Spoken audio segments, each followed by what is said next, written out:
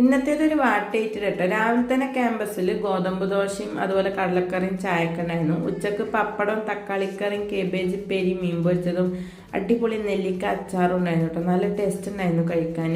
പിന്നെ ഞാൻ വീട്ടിൽ വന്നിട്ട് ഇന്ന് മക്രോണി ഉണ്ടാക്കി. അപ്പോൾ മക്രോണിയും ചായയൊക്കെ നിസ്കാരം കഴിഞ്ഞ് ഓതലും ചായയുടെയൊക്കെ പാടെ ഒപ്പമായിരുന്നു കേട്ടോ വന്നിട്ട്. പിന്നെ എനിക്ക് ഫുഡിനൊന്നും വിശപ്പൊന്നും ഉണ്ടായിരുന്നില്ല. എന്നാലും വീട്ടിൽ വന്ന് വീട്ടിലത്തെ ഫുഡും കൂടി ഒന്ന് കഴിക്കണ്ടേ.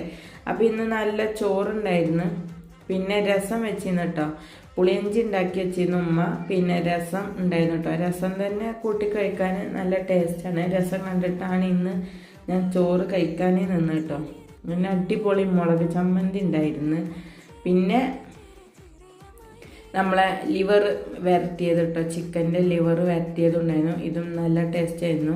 അപ്പോൾ അടിപൊളി ഒരു ഫുഡും കൂടി വൈകുന്നേരം പാസ്സാക്കി. അപ്പോൾ ഇത്രയേ ഉള്ളൂ കേട്ടോ വീഡിയോ.